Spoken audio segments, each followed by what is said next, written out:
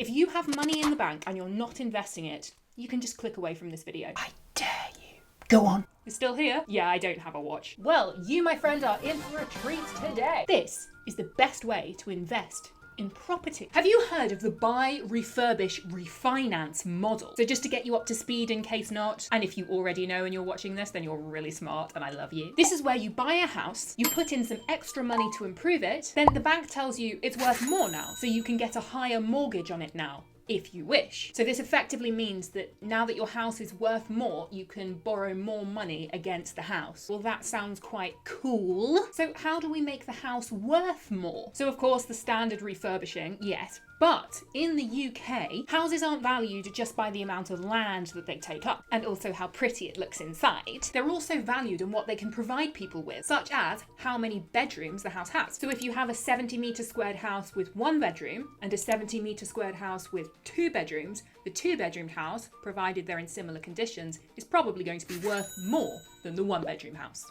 So if you put more bedrooms into a house, you can make your asset increase in value. And that's quite cool. So you can just add a wall and boom! Now you have forced appreciation in the value of your asset. Sometimes it's a bit more complicated than just adding a wall. Now you want to do this bedroom adding trick on steroids. Then convert your property from a single let with perhaps 3 or 4 bedrooms, like a normal sized family home, into a house share for young professionals, blue collar workers or students who prefer to rent out just a room with a communal space than an entire house. This sounds quite promising. So what do property investors do next? Right, so you need to do some due diligence. This means in this case that you invest in an area where the rental demand is high for the right demographic of tenants that you want to attract, whether that's a young professional, blue collar, students, and also somewhere vitally that either you will be granted planning permission to create a house share like this, or an area of the country where you don't need planning permission to do this. So then comes for some pretty hardcore number crunching, you know, the background scenes of diligent investors. And once you've established how purchase prices for rundown properties compare against the end value once you're done with the refurbishment job, and then also the rental income that that property would make divided out between all of those tenants, and you've done very careful in-depth calculations and found some excellent deals that will generate very high returns, you then proceed to buy... I have really long arms. Okay,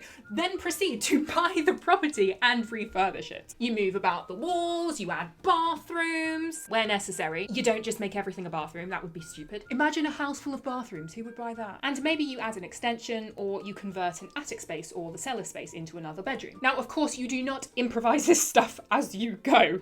Ooh, let's just throw in a bedroom there. Oh yeah, I didn't think of that. That's a great idea. It's all very carefully planned out and drawn up beforehand. Investing is not gambling, kids. You know what gambling is? Gambling is when you buy a stock of or a share in a company without analysing the company's financial reports and comparing those reports against other companies in the market. That is adult gambling. Anyway, back to houses. When the refurbishment is done, you put your tenants in the property. They're not, of course, they're people. You don't treat them like that. This is for entertainment purposes only. No tenants were harmed in the making of this video. Seriously, look after your tenants. Then you refinance the property. That is the mortgage uplift thing that I mentioned earlier. By doing this, you pull out a lot of, if not all, of the funds that you started with. At that point, you have the option to return them to whoever it was that invested in this deal. It wasn't you or me. Now, because you found a key area of the country where you did all of that number crunching, where this model works exceptionally well, you rinse and repeat.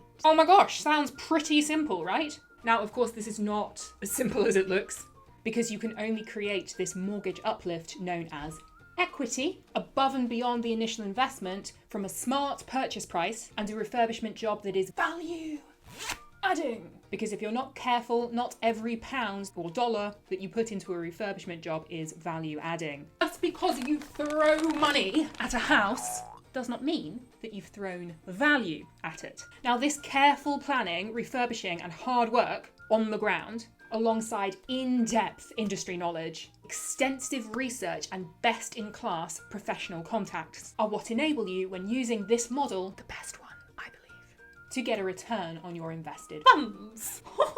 Do you want to find out more about this model? If so, then head over to my website, or click the link to my website in the description below and head over there for a free download on how this model works and how, more importantly, you could benefit from it right now, completely hands-free. Even if you have no idea what you're doing. And also absolutely no time to learn. I have a way you could still get a slice of the pie. Head over there, get that download, go on! I'm Laura Jane Baxter, I'm a property investor in real estate in the UK. Click here to see my latest video and click here to subscribe. Hello me! And ladies, gentlemen, boys, girls, and everyone occupying that delicious space in between. See you in the next one.